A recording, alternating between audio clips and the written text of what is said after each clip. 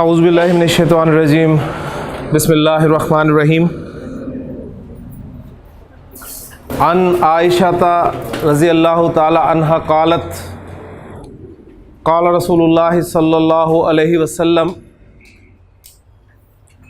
الماہر بالقرآن مع السفرۃ الکرام البررہ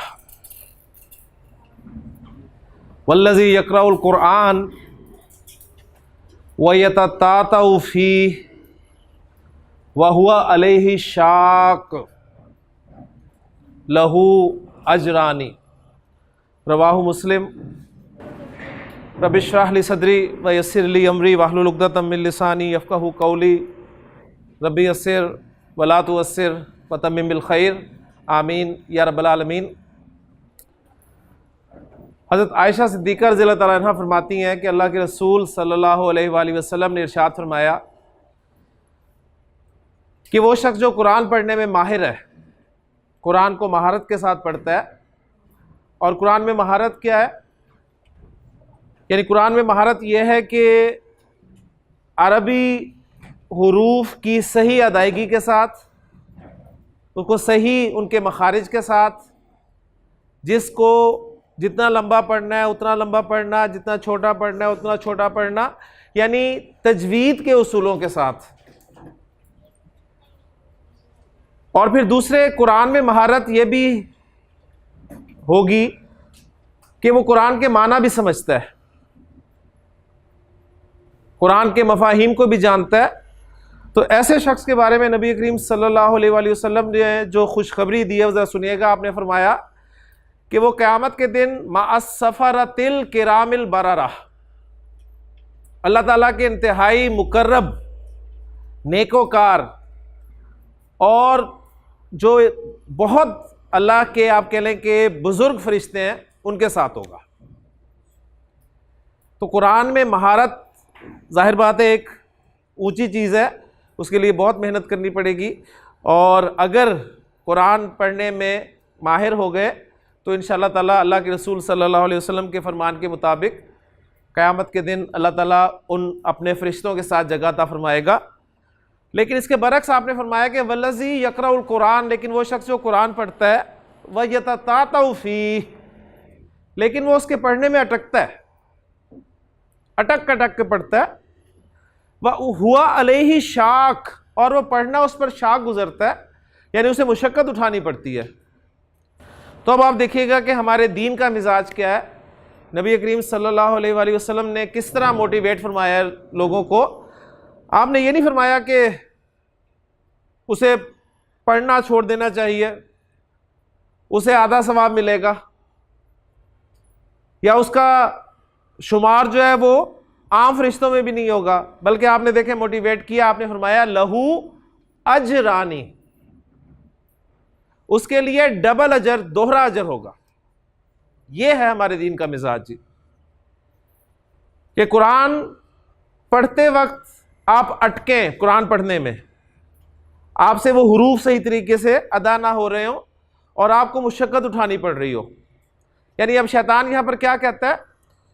شیطان یہ کہتا ہے کہ چلو اگر پڑھ نہیں رہے تو کوئی گناہ تو نہیں مل رہا نا، اسے تو تم غلط پڑھو گے تو گناہ ملے گا، لہٰذا اسے بس نہ پڑھو۔ لیکن نبی کریم صلی اللہ علیہ وسلم نے موٹیویٹ کیا کہ پڑھو، بے شک اٹک کے پڑھو، رک کے پڑھو، مشقت اٹھا کر پڑھو، تمہارے لیے ڈبل اجر ہوگا۔ تو قرآن مجید سے محبت، قرآن مجید کو پڑھنے کی عادت اللہ تعالیٰ ہمیں توفیق عطا فرمائے۔ مجھے یاد ہے جب ہم چھوٹے ہوا کرتے تھے تو صبح، یعنی گرمیوں کے دنوں میں باہر سونا، صحن میں سونا، چھت پہ سونا، صبح آنکھ کھلنی جب، تو جیسی آنکھ کھلنی تو اپنی ماں کو لازماً جہاں نماز پہ بیٹھے قرآن پڑھتے دیکھنا، نماز کے بعد فارغ ہو کر۔ لیکن آج کی بدقسمتی یہ ہے کہ ہم اپنی نئی نسل کو قرآن پڑھنے کی عادت ٹرانسفر نہیں کر سکے، اس لیے کہ ہمارے اندر یہ عادت ختم ہو گئی ہے، ہمارے اندر ہے ہی نہیں عادت یہ۔ صبح اٹھ کے اگر ہم سب سے پہلے کچھ پڑھتے ہیں تو وہ میسیجز ہوتے ہیں کہ کیا کیا میسیجز ہم نے مس کر دیے رات کو. تو قرآن پڑھنے کی عادت جو ملا کرتی تھی ہمیں اپنے اسلاف سے ملتی تھی، اب اگرچہ وہ ہمیں نہیں مل رہی لیکن کوشش کی جا سکتی ہے. جی اللہ تعالیٰ عمل کرنے کی توفیق عطا فرمائے. اس حدیث کو آپ کے سامنے ذکر کرنے کا مقصد میرا دوسرا یہ تھا کہ آج جو ہم سبق شروع کرنے لگے ہیں وہ ہمارا عدد کے حوالے سے سبق ہوگا جی. اس لیے کہ اس حدیث میں جو لفظ استعمال ہوا ہے کہ نبی کریم صلی اللہ علیہ وآلہ وسلم نے ارشاد فرمایا کہ جو شخص اٹک کر قرآن کو پڑھتا ہے، اٹک کر پڑھتا ہے اور مشقت اٹھا کر پڑھتا ہے، اس کے لیے 2 اجر ہیں، یعنی ڈبل اجر ہے، دوہرا اجر ہے. تو 1 سے 2 اس طرف ہم انشاءاللہ تعالیٰ ہم آئیں گے. تو آج ہم اپنے ٹاپک کی طرف چلیں گے، لیکن اس سے پہلے میں آپ سے یہاں پر بیٹھے ہوئے ہر اسٹوڈنٹ سے یہ امید کروں گا کہ آپ جو یہاں پر بیٹھے ہیں آپ کو پچھلے 3 لیکچرز کا سبق الحمدللہ یاد ہے. اور وہ سبق کیا ہے؟ نمبر 1 یہ کہ آپ کو عربی کے حروف الہجا کے بارے میں پتہ ہے، ان کی تعداد کا پتہ ہے کہ وہ 28 ہیں یا 29 ہیں، اور ان تعداد کے اختلاف کی وجہ بھی معلوم ہے، الف اور حمزہ. اور الف اور حمزہ کا فرق بھی معلوم ہے کہ وہ الف جس پر کوئی حرکت آ جائے، زیر آ جائے، زبر آ جائے، پیش آ جائے، یا الف ساکن ہو جائے تو وہ الف نہیں کہلاتا، حمزہ ہو جاتا ہے. حروف اور حرکات کے ملنے سے لفظ بنتے ہیں، یہ بھی آپ کو معلوم ہے. اور لفظ کی 2 قسمیں ہوتی ہیں، یہ بھی آپ جان چکے ہیں، بے معنی اور با معنی. بے معنی ہم ویسے نکال چکے ہیں، با معنی کو پڑھنا شروع کیا ہوا ہے ہم نے، اور با معنی لفظ کو ہم نے کلمہ کہا تھا، یہ بھی آپ کو معلوم ہے. اور با معنی الفاظ کی یعنی کلمہ کی عربی گرامر کے اعتبار سے 3 قسمیں ہیں، اسم، فعل اور حرف. اور آپ یہ بھی جانتے ہیں کہ اسم کو عربی جملے میں یا کسی ترکیب میں استعمال کرنے کے لیے ہمیں اس کے بارے میں 4 باتیں اچھی طرح معلوم ہونی چاہیے. جنس یعنی اسم کا مذکر یا مؤنث ہونا، عدد یعنی اسم کا واحد، مثنیٰ یا جمع ہونا، وسعت یعنی اسم کا معرفہ یا نکرہ ہونا، اور اعراب یعنی اسم کا مرفوع، منصوب یا مجرور ہونا. تو یہ 4 باتیں ہمیں اسم کے بارے میں پڑھنی ہے، جن میں سے ہم یہ بھی پڑھ چکے ہیں کہ اسم کا مذکر یا مؤنث ہونا ہمیں کیسے پتہ چلتا ہے. تو اسم کے ایک پہلو کا الحمدللہ ہم نے کور کر لیا تھا اپنے لاسٹ لیکچر میں، جو کہ جنس کے متعلق تھا، اور ہمارے علم میں یہ آیا تھا کہ اسم جنس کے اعتبار سے یا مذکر ہوگا یا مؤنث ہوگا. اسم یا تو حقیقی طور پہ مذکر ہوگا یا حقیقی طور پہ مؤنث ہوگا. ٹھیک ہے، یعنی حقیقی مذکر مؤنث ہم کسے کہیں گے؟ وہ مذکر جس کا کوئی مؤنث پایا جاتا ہے، اور حقیقی مؤنث اسے کہیں گے جس کا حقیقی کوئی نہ کوئی مذکر پایا جاتا ہے. تو پھر مؤنث کو ہم نے مزید فردر پڑھا تھا کہ بہت سارے الفاظ ایسے ہیں جو کہ حقیقی طور پہ نہ تو مذکر ہیں نہ مؤنث ہیں، ان کا ہم نے کیسے پتہ چلانا ہے. تو مؤنث کو ہم پہچاننے کی کوشش کریں گے، اور مؤنث غیر حقیقی، اس کی 2 قسمیں ہمارے سامنے آئی تھی، ایک علامتی اور دوسری سمائی. ماشاءاللہ مؤنث کی 2 علامتیں تھیں، ایک گولتا اور ایک الف تانیث. الف تانیث کو ہم نے اگلے کورس کے لیے رکھ دیا تھا کیونکہ وہ چند اسماء کی علامت ہے اور اس پہ ہم اپنا وقت نہیں لگائیں گے. جو موٹی علامت ہے گولتا، اسے ہم نے سامنے رکھا کہ یہ مؤنث کی موٹی علامت ہے جو تقریباً 90% الفاظ کے آخر میں آئے گی، غیر حقیقی جو مؤنث ہوں گے. ٹھیک ہے، اس کے بعد کچھ الفاظ ایسے بھی ہوں گے عربی زبان میں جنہیں اہل زبان مؤنث استعمال کریں گے. ان میں ہمارے سامنے آیا تھا کہ عرب جو ہیں وہ ہواؤں کے نام کو، آگ کے نام کو، شراب کے نام کو، شہر و ملکوں کے ناموں کو، اور جفت اعضاء، ایسے اعضاء جو پیر کی شکل میں موجود ہیں، ان کو مؤنث بولتے ہیں. اور پھر میں نے 6 غالباً اسماء آپ کو لکھوائے تھے، جن میں آسمان، زمین، ٹھیک ہے، ارض، سورج، شمس، اور نفس، جان، دار، گھر، حرب، لڑائی، ان کو رکھا تھا کہ یہ مؤنث ہے. ان میں اگر کوئی لفظ ہمارے سامنے جو آتا ہے جس کو ہم پہچاننا چاہتے ہیں مذکر ہے مؤنث ہے، اگر ان کیٹیگریز میں سے کہیں بھی وہ فٹ نہیں بیٹھ رہا تو ہم اسے مذکر کے کھاتے میں ڈال دیں گے. تو الحمدللہ یہاں تک ہمارا سبق تھا. تو میں امید کرتا ہوں کہ آپ نے کل کی چھٹی کو ضائع نہیں کیا ہوگا. آپ کو جو فہرست دی گئی تھی، اگر تھوڑا سا آپ نے اس فہرست پر یعنی وہ وکیبلری پر غور و فکر کیا ہوگا تو آپ کو پہلی شیٹ میں یعنی پہلے آپ کہہ لیں کہ پہلی فہرست میں صرف مذکر اسماء کے نام ملے تھے، دوسری میں صرف مؤنث کے تھے. پہلی میں حقیقی مذکر تھے، دوسری میں حقیقی مؤنث تھے، جبکہ تیسری میں وہ تھے جو کہ نہ حقیقی مذکر تھے نہ مؤنث تھے۔ اصل امتحان آپ کا وہ تھا کہ اس میں سے مذکر کون سے اور مؤنث کون سے ہیں، ٹھیک ہے؟ اور اس کے بعد ایک فہرست آپ کے سامنے آئی تھی جو کہ صفات سے ریلیٹڈ تھی، جس میں ایڈجیکٹیوز مراد تھے۔ تو یہی آپ کی ویکیبلری ہے الحمدللہ۔ اگر آپ ساتھ تعاون کریں گے تو انشاءاللہ تعالیٰ آپ اس کورس کو بہت ہی مفید پائیں گے اور انشاءاللہ تعالیٰ آپ کو بہت فائدہ ہوگا جی۔ تو آج اللہ کے فضل و کرم سے میں اسم کا دوسرا پہلو جو ہے وہ شروع کرنے لگا ہوں، اور وہ ہے عدد۔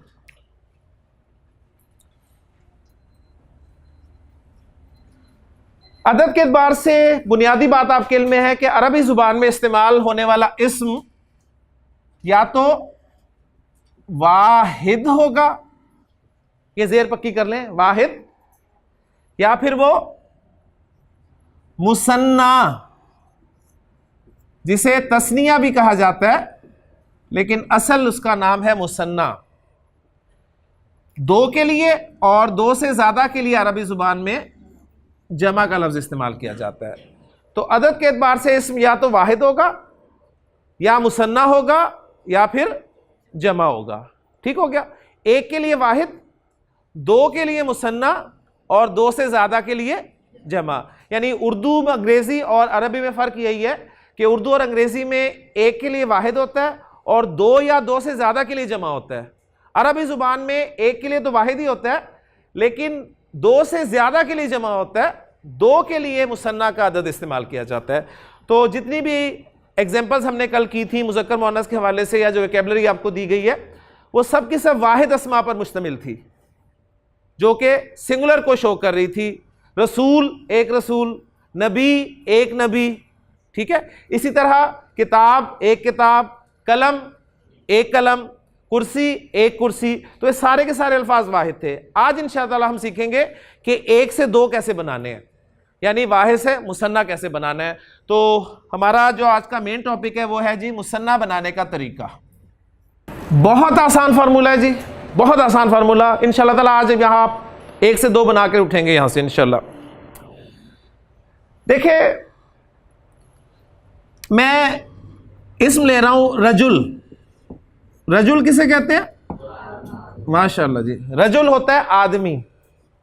رجل کے معنی ہے ایک آدمی۔ میں چاہتا ہوں کہ دو آدمی، ان کی عربی کیا ہوگی؟ تو ایک پیٹ فارمولہ میں آپ کو دے رہا ہوں۔ جو واحد اسم آپ کے پاس موجود ہے اس کے آخری حرف، رجل میں آخری حرف کون سا ہے جی؟ لام۔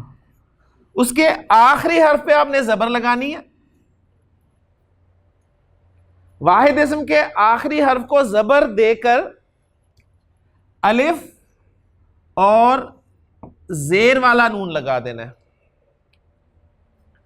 واحد اسم کے آخری حرف پر زبر لگا کر الف اور نون زیر نی کا اضافہ کر دینا ہے۔ تو رجل سے بن گیا رجلانی۔ رجل کے معنی ایک آدمی اور رجلانی کے معنی دو آدمی، تو ایک سے دو بن گئے جی الحمدللہ۔ اسی طرح ولد، لڑکے کو کہتے ہیں ایک لڑکا۔ دو لڑکوں کی عربی کیا ہوگی؟ فارمولہ پھر ذرا پیٹ کر لیں۔ آخری حرف دال ہے، اس پہ زبر لگائیں اور الف اور نون زیر نی کا اضافہ کر دیں۔ ولدانی، دو لڑکے۔ اسی طرح ایک مسلمان کی عربی ہوتی ہے جی مسلم۔ آپ چاہتے ہیں دو مسلمان بنانا، تو واحد اسم کے آخری حرف، یہاں پر میم ہے، اس پہ زبر لگائیں، الف اور نون زیر نی کا اضافہ کر دیں، مسلمانی۔ کافر، ایک کافر، دو کافر، کافرانی۔ منافق، ایک منافق، دو منافق، منافقانی۔ مومن، ایک مومن، دو مومن، مؤمنانی۔ اسی لیے جو حدیث میں نے آپ کے بیان کیا اس میں لفظ آیا تھا جی اجر۔ اجر کے معنی ایک اجر۔ دو اجر کی عربی کیا ہوگی؟ آخری حرف پہ لگائی زبر اور الف اور نون زیر نی کا اضافہ کر دیا اجرانی. تو اب ذرا اس حدیث کو دوبارہ سنیے گا کہ نبی کریم صلی اللہ علیہ وآلہ وسلم نے ارشاد فرمایا کہ الماہر بالقرآن، قرآن پڑھنے میں جو ماہر ہے وہ تو مع السفرۃ الکرام البررہ، قیامت کے دن اللہ تعالیٰ کے انتہائی مقرب نیکوکار اور بزرگ فرشتوں کے ساتھ ہوگا. والذی یقرأ القرآن، اور وہ شخص جو قرآن پڑھتا ہے ویتتعتع فیہ، لیکن اس کے پڑھنے میں اٹکتا ہے، وہو علیہ شاق، اور مشقت اٹھاتا ہے، تو لہو اجرانی، اس کے لیے ڈبل اجر ہے. ٹھیک ہے، تو اب یہ پہچان انشاءاللہ تعالیٰ آپ کو عربی زبان کے الفاظ میں ہونی شروع ہوگی. گویا لفظ کے آخر میں آپ کو ایک ساؤنڈ سنائی دی، آنی. ٹھیک ہے، یعنی خواتین کے حوالے سے خاص طور پہ وہ جو آنی والا ہوتا ہے نا، اس سے پہچان کر لیں. ٹھیک ہے، کسی کو بلانا ہو تو کہتے ہیں آنی، تو یہ مثنیٰ کی ساؤنڈ ہے، آنی. اچھا، اب آپ نے دیکھا کہ یہ سب کے سب مذکر تھے. حقیقی مذکر، حقیقی مذکر صفت، مسلم صفت ہے نا، اور غیر حقیقی مذکر، تو یہ سارے مذکر الفاظ کی ایگزامپل تھی. تو کیا مثنیٰ بنانے کا طریقہ مؤنث میں بھی یہی ہے؟ تو دیکھتے ہیں. مؤنث الفاظ کو سامنے رکھ کر، رجل کی مؤنث کیا ہے جی؟ ماشاءاللہ، امرأہ.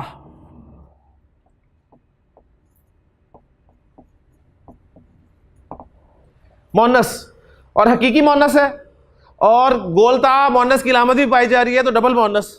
ٹھیک ہے، اس کے مؤنث ہونے میں کوئی شک ہی نہیں ہے. تو امرأہ ایک عورت. اب میں چاہتا ہوں دو عورتیں بنانا، تو نوٹ کر لیجئے کہ مذکر ہو چاہے اسم، چاہے مؤنث ہو، مثنیٰ بنانے کا طریقہ دونوں میں ایک ہی ہے.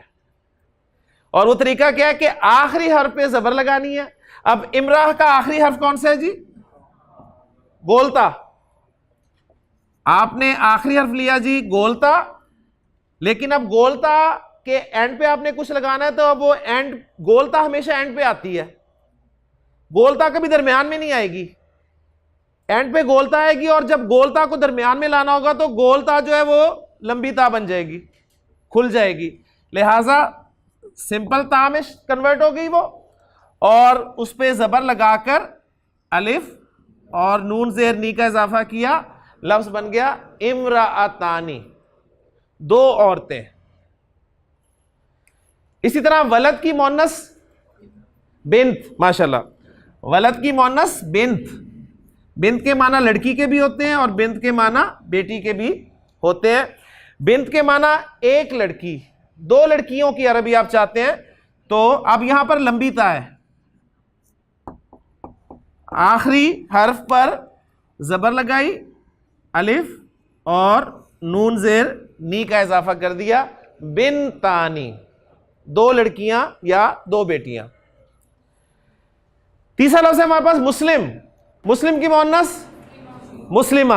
میں نے آپ کو رول بتایا تھا کہ جتنی بھی صفات ہیں نارملی ان کی مؤنث آخری حرف پہ زبر لگا کر گولتا لگانے سے بن جاتی ہے. مسلم مسلمہ، کافر کافرہ، منافق منافقہ، صالح صالحہ، طویل طویلہ، جمیل جمیلہ، عابد عابدہ، شاہد شاہدہ، خالد خالدہ. یہ ساری صفات ہیں، یہ ہم نے نام رکھے ہوئے ہیں، خالد عابد شاہد. ایکچولی یہ عربی زبان میں صفات کے طور پہ استعمال ہوتے ہیں. ٹھیک ہو گیا؟ تو مسلم کی مؤنث ہوگی جی مسلمہ، یعنی آخری حرف پہ زبر لگا کر گولتا لگا دی، مسلم سے مسلمہ بن گئی. اب مسلمہ کے معنی ہے ایک مسلمان مؤنث. میں چاہتا ہوں دو مسلمان مؤنث ہو جائیں، تو آخری حرف گولتا ہے، اس کو کھول دینا، لمبی تا میں کنورٹ کر کے اس پہ زبر لگا کر الف اور نون زیر نی کا اضافہ کر دیا، مسلمہ تانی. کلیئر ہو گیا جی؟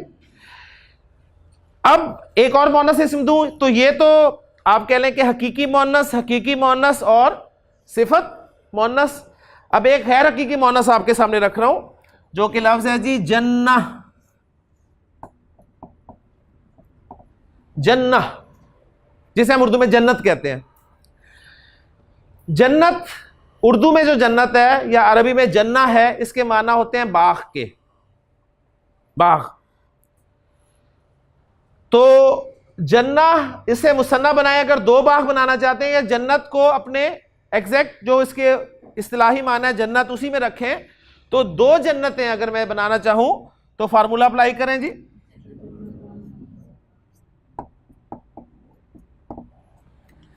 جنتانی,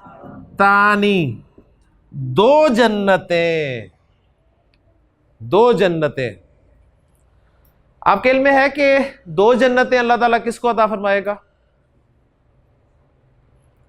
ماشاءاللہ. اب دیکھیں یہ وہ جواب دیں گے جو قرآن سے جڑے ہوئے ہیں.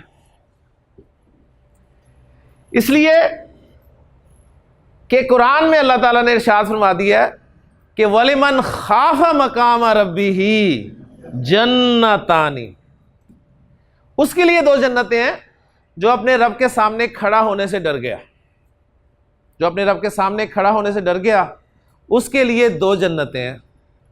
اللہ تعالیٰ ایک جنت بھی ہمیں عطا فرمائے, لیکن یہ جو دو جنتوں کا وعدہ کیا جا رہا ہے, یہ آپ ذرا غور کریں, کام آسان نہیں ہے. رب کے سامنے کھڑا ہونے سے ڈرنا کیا مطلب ہے خان صاحب؟ ہاں, یعنی اللہ کا خوف, یعنی انسان کو ہر عمل کرتے ہوئے یہ اس کے ذہن میں خیال ہو کہ مجھے کل اللہ کے سامنے پیش ہونا. اکاؤنٹیبلٹی, جواب دہی کا احساس, یہ احساس ہوگا تو آپ دیکھیں اللہ تعالیٰ نے کتنا بڑا انعام رکھا ہے کہ اس کو میں دو جنتیں دوں گا. اصل میں دیکھیں اللہ کا خوف ہی تو نہیں ہے ہمیں. میں آپ سے ڈروں گا, آپ مجھ سے یا ایک دوسرے سے ڈریں گے, لیکن جیسے ہی ہمیں کوئی موقع ملے گا ہم گناہ کریں گے. کیونکہ ہم گناہ کیوں نہیں کرتے؟ اس لیے کہ ایک دوسرے سے ڈرتے رہتے ہیں. ہم پولیس سے ڈرتے ہیں, ہم قانون سے ڈرتے ہیں, لیکن جس دن ہمارے دل میں اللہ کا خوف پیدا ہو گیا نا کہ ہم اللہ سے ڈرنے والے بن گئے, اصل ڈرنا وہ ہے, ذہن میں رکھیے گا. یعنی ہمارا حال دیکھیں یہ ہے کہ ہم کسی مارٹ میں جاتے ہیں تو وہاں پر ایک ہم لکھا ہوا پڑھتے ہیں کہ جی خبردار کیمرے کی آنکھ آپ کو دیکھ رہی ہے. اس کے بعد دیکھیں ہمارا طرز عمل کیا ہو جاتا ہے. اب وہ چاہے کیمرہ ان کا چل رہا ہو یا نہ چل رہا ہو, صحیح ہو یا نہ صحیح ہو, بس وہ اتنا لکھا ہونے کافی ہوتا ہے. ہم کوئی بھی غلط حرکت نہیں کریں گے, کوئی چیز یعنی غلطی سے بھی چھونے کی کوشش نہیں کریں گے کہ کہیں کیمرے میں نہ آ جاؤں میں. لیکن وہ کیمرہ جو کہ ہمیشہ سے چل رہا ہے, جس کے خراب ہونے کا چانس بھی نہیں ہے, لیکن اس پہ ہمیں یقین ہی نہیں ہے. وہ میں اکثر ذکر کیا کرتا ہوں, میرے ایک دوست بڑی پیاری بات مجھ سے کرتے ہیں. وہ کہتے ہیں کہ یار عامر, میں اور تم نا شریف کوئی نہیں ہے, اصل مسئلہ یہ ہے کہ ہمیں موقع ہی نہیں ملتا. میں شریف ہوں, آپ شریف ہیں, پتہ اس وقت چلے گا جب آپ کو موقع ملے گا گناہ کرنے کا.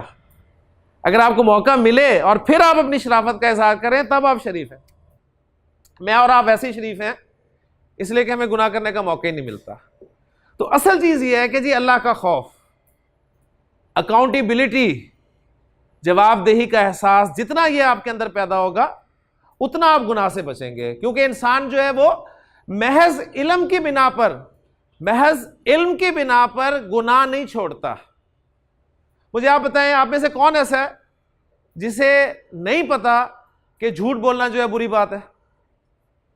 آپ میں سے کوئی ایسا اسٹوڈنٹ جسے پتہ ہی نہیں ہے کہ نماز چھوڑنا جو ہے وہ کتنی بری بات ہے, کتنے بڑے گناہ کی بات ہے؟ آپ میں سے کوئی ایسا جسے یہ پتہ نہیں ہے کہ کسی کو دھوکہ دینا, بددیانتی کرنا یہ گناہ ہے؟ سب کو پتہ ہے, لیکن اس کے باوجود اگر ہم یہ کرتے ہیں تو کیوں کرتے ہیں؟ یہ وجہ نہیں ہے کہ ہمیں پتہ نہیں ہے, ہم سب کو علم ہے. وجہ صرف یہی ہے کہ ہمیں خدا کا خوف نہیں, اللہ کا خوف نہیں ہے. جس دن اللہ کا خوف پیدا ہو گیا ہمارے اندر تو آپ دیکھیں انشاءاللہ تعالی سب کچھ ٹھیک ہو جائیں گے. اس لیے نبی کریم صلی اللہ علیہ وآلہ وسلم نے اس کو راس الحکمہ قرار دیا ہے. ٹھیک ہے, یعنی حکمت کی چوٹی, مخافت اللہ، اللہ کا خوف ہے. تو اللہ کا خوف ہمارے اندر پیدا ہو جائے. اور یہ بات واقعی حقیقی بات ہے کہ جب آپ خوف کو نکال دیں گے نا اپنے اندر سے، آج کے اسٹوڈنٹس میں سے خوف نکال دیا گیا ہے. مار کا خوف، سزا کا خوف، یعنی وہ مار نہیں پیار والے جو نعرے لگتے ہیں، پیچھے وہ کیا ہے؟ اس سے دیکھیں حال کیا ہوا ہے. یعنی استاد کا خوف جو مجھے یاد ہے، یعنی ہمارا استاد وہاں سے اگر آ رہا ہوتا تھا اور ہم یہاں سائیکل پہ سوار ہوتے تھے تو استاد کو دیکھتے وہی سائیکل سے اتر جاتے تھے اور کھڑے ہو جاتے تھے. استاد جب تک قریب سے گزر نہیں جاتا تھا اسے سلام کرتے تھے، اور وہ جب تک دور نہیں چلا جاتا تھا ہم سائیکل پہ سوار نہیں ہوتے تھے. اور آج کا اسٹوڈنٹ، مجھے یاد ہے میں ایک دن موٹر سائیکل پہ جا رہا تھا تو پیچھے سے مجھے کسی نے ہاتھ مارا میرے پیٹھ پہ نا، کمر پہ. میں نے مڑ کے دیکھا تو میرا اسٹوڈنٹ تھا، میرے سے پوچھتا سر کیسے ہیں؟ تو یہ ایک ڈفرنس ہے. یعنی وہ جو ہے نا کہ فرینکنیس ہونی چاہیے، آپس میں دوستی ہونی چاہیے، پھر تو یہی کچھ ہوگا جی دوستیوں میں. تو یعنی استاد کا خوف جو ہوتا تھا، والدین کا جو خوف ہوتا تھا، بچوں کو پتہ ہوتا تھا کہ اگر ہم نے باپ کی بات نہ مانی، ماں کی بات نہ مانی تو ہمیں جو جوتیاں پڑنی ہیں، وہ بچوں کو پتہ ہوتا تھا. آج مار نہیں پیار والا نعرہ لگا لگا کر آپ نے جو ریزلٹس حاصل کیے ہیں وہ آپ کے سامنے ہیں. تو اصل چیز ہے جی خوف. تو الحمدللہ جی مثنیٰ کلیئر ہو گیا. مثنیٰ بنانے کا طریقہ ہم نے دیکھا ہے کہ ہمارے پاس واحد اسم جو بھی ہے اس کے، چاہے وہ مذکر ہے چاہے مؤنث ہے، چاہے وہ مذکر حقیقی ہے چاہے مؤنث حقیقی ہے، چاہے مذکر لفظی ہے چاہے مؤنث لفظی ہے، غیر حقیقی ہے، فارمولہ دونوں کا ایک ہی ہے کہ اپنے اسم کے آخری حرف پر زبر لگا کر الف اور نون زیر نی کا اضافہ کر دیں، جس سے آپ کو آنی کی آواز سنائی دے گی. اور یہ آنی کی آواز مثنیٰ کی آواز ہے جی. انشاءاللہ تعالی پکا ہو گیا. اب ایک دو ایگزامپلز میں آپ کے سامنے اور رکھتا ہوں، اور نبی کریم صلی اللہ علیہ وسلم کی کچھ اور احادیث بھی آپ کے سامنے انشاءاللہ رکھتا ہوں. مثلا خطبہ، ذرا مجھے بتائیے کہ یہ لفظ مذکر ہے یا مؤنث ہے؟ مؤنث. کون سا جی؟ حقیقی کہ غیر حقیقی؟ غیر حقیقی. اور غیر حقیقی میں کون سی قسم ہے؟ علامتی مؤنث. ماشاءاللہ. خطبہ، خطبہ کے معنی کیا ہے جی؟ جی، خطیب جو کچھ بیان کرتا ہے اسے ہم خطبہ کہتے ہیں. اور خاص طور پہ خطبہ ہمارا ایک اصطلاحی لفظ ہے جو کہ عام طور پہ آپ جمعے کا خطبہ، عید کا خطبہ، ٹھیک ہے، اس کے حوالے سے. تو جمعے اور عید کے کتنے خطبے ہوتے ہیں جی؟ 2 ہوتے ہیں نا. تو خطبہ کے معنی ہوئے ایک خطبہ، اور 2 خطبوں کی عربی کیا ہوگی؟ خطبہ تانی، 2 خطبے. تو جس طرح آج جمعے کے روز جمعے کی نماز میں آپ 2 خطبے سنتے ہیں، عیدین میں آپ 2 خطبے سنتے ہیں، تو کانت للنبی صلی اللہ علیہ وسلم خطبتانی، نبی کریم صلی اللہ علیہ وسلم کے بھی 2 خطبے ہوا کرتے تھے. یجلس بینہما، آپ صلی اللہ علیہ وسلم ان دونوں خطبوں کے درمیان تھوڑی دیر بیٹھا کرتے تھے. آج بھی آپ دیکھتے ہیں کہ امام صاحب تھوڑی دیر بیٹھتے ہیں. اب نبی کریم صلی اللہ علیہ وسلم کیا کیا کرتے تھے؟ یقرأ القرآن. ان خطبوں میں کرتے کیا تھے؟ قرآن پڑھا کرتے تھے. وَيُذَكِّرُ النَّاسِ، اور لوگوں کو نصیحت فرمایا کرتے تھے. آج بھی سب کچھ ہوتا ہے، 2 خطبے ہوتے ہیں، امام صاحب دونوں خطبوں کے درمیان تھوڑی دیر کے لیے بیٹھتے ہیں، لیکن ان دونوں خطبوں میں کیا ہوتا ہے سمجھ ہی نہیں آتا. ایسے ہی ہے نا، جو کچھ خطبوں میں ہوتا ہے کچھ سمجھ آتا ہے؟ کچھ نہیں. اب ان خطبوں کا نیم البدل کیا کیا گیا؟ اردو تقریر. یعنی یہ اجتہادی مسئلہ تھا نا کہ اب سمجھ تو آتی نہیں ہے تو کیا کیا جائے. تو کچھ لوگوں نے ان دونوں خطبوں سے پہلے ایک اردو تقریر کو رکھ لیا، اور کچھ لوگوں نے انہی خطبوں میں اردو تقریر کو شامل کر لیا، تاکہ خطبوں کا اصل مقصد تو پورا ہو جائے. کیونکہ آپ ذرا تھوڑا سا غور کریں، جمعے کی نماز اصل میں کیا ہے؟ ظہر کی نماز کی جگہ پڑھتے ہیں نا آپ، اور ظہر کی نماز کے کتنے فرض ہیں؟ 4. اور جمعے کی نماز کے کتنے فرض ہیں؟ 2. نماز آدھی کر دی آپ کی. اب وہ جو 2 رکعتیں چھوڑی ہیں ان کا نعم البدل خطبے کے طور پہ دیا گیا 2 خطبوں کے طور پہ. اور بدقسمتی ہماری دیکھ لیں کہ خطبوں میں جو کچھ بیان کیا جاتا ہے ہمیں سمجھ ہی نہیں آتی. اس کے لیے جو تقریر رکھی گئی پہلے یا خطبوں کے ساتھ ہی، اس میں بتائیں کیا قرآن اور لوگوں کو نصیحت ہوتی ہے؟ الا ماشاء اللہ. یعنی اصل مقصد کیا تھا؟ قرآن پڑھا جائے خطبوں میں اور لوگوں کو نصیحت کی جائے. آج سب کچھ ہوتا ہے لیکن یہی 2 چیزیں خالی ہیں. لیکن الا ماشاء اللہ میں نے کہہ دیا کہ ابھی بھی کچھ ہمارے خطیب ایسے ہیں، کچھ مساجد ایسی ہیں جہاں پر جمعے کے خطبے میں یعنی یا تقریر میں یا خطبے میں واقعی لوگوں کو قرآن پڑھ کر سنایا جاتا ہے اور لوگوں کو نصیحت کی جاتی ہے. تو یہ بھی آپ کے سامنے آ گئی. اچھا، اب ایک چھوٹی سی ہم ورکنگ کریں گے جی. وہ ورکنگ یہ ہوگی کہ میں آپ کے سامنے مذکر لفظ رکھوں گا، آپ سے ریکوائرمنٹ ہوگی کہ آپ اس سے مؤنث بنائیں گے اور اس مؤنث کا پھر آپ مثنیٰ بنا کر دیں گے مجھے انشاءاللہ تعالی. ٹھیک ہے، یہی ہماری پریکٹس ہو جائے گی.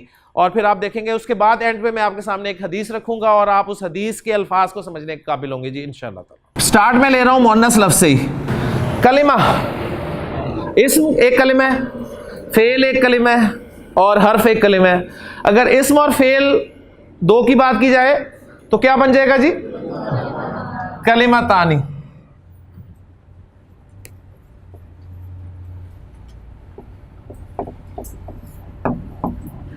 دو کلمے.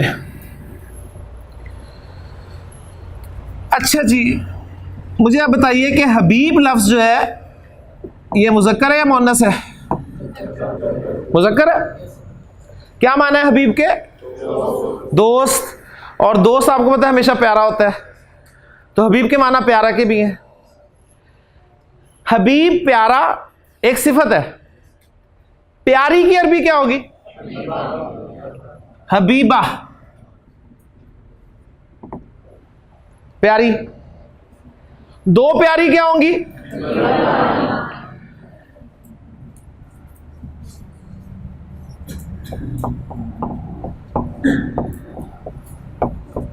حبیبتانی.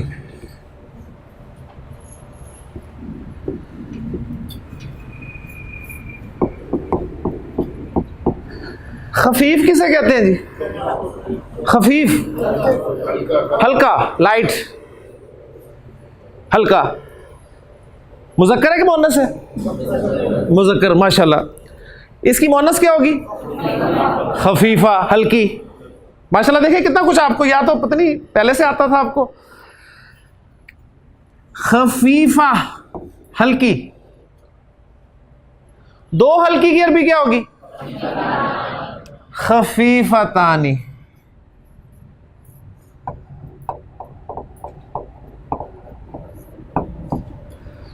خفیف کا اپوزٹ کسی کو پتہ ہے؟ ثقیل. ثقیل.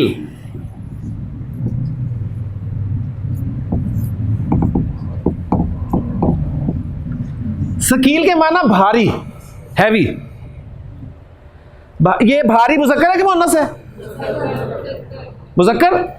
شور. ماشاءاللہ. اچھا، بھاری کی مؤنث کیا ہوگی؟ ویسے اردو میں بھاری کی مؤنث کیا؟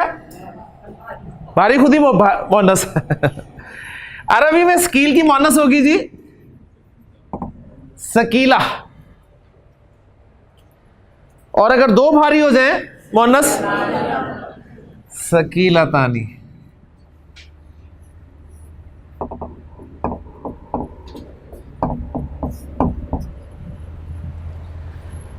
سارے الفاظ مثنیٰ تو 2 کا ذکر ہو رہا ہے.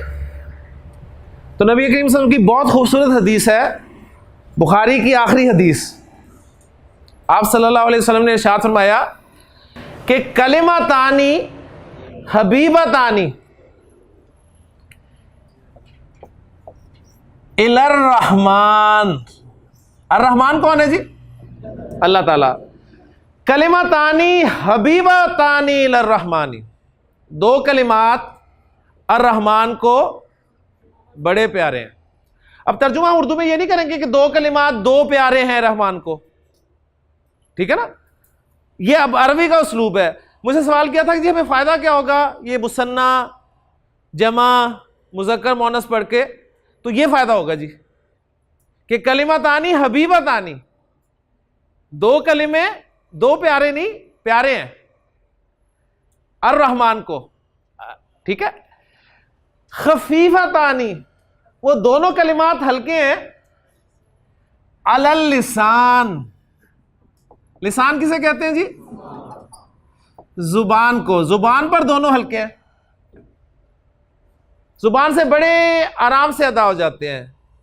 لیکن قیامت کے دن جب اعمال تولے جائیں گے، اعمال کا وزن کیا جائے گا، تو ثقیلتانی، دونوں بھاری ہوں گے، فی المیزان، میزان میں بڑے بھاری ہوں گے، ان کا میزان میں، ترازو میں بڑا وزن ہوگا. یہ دو کلمات کیا ہیں؟ نبی کریم صلی اللہ علیہ وسلم نے فرمایا سبحان اللہ وبحمدہ. ایک کلمہ، یہ وہ کلمہ ہے، اس سینس میں کلمہ ہے، وہ پہلا کلمہ طیب والا، ٹھیک ہے. یہ کلمہ پورا سبحان اللہ وبحمدہ سبحان اللہ العظیم.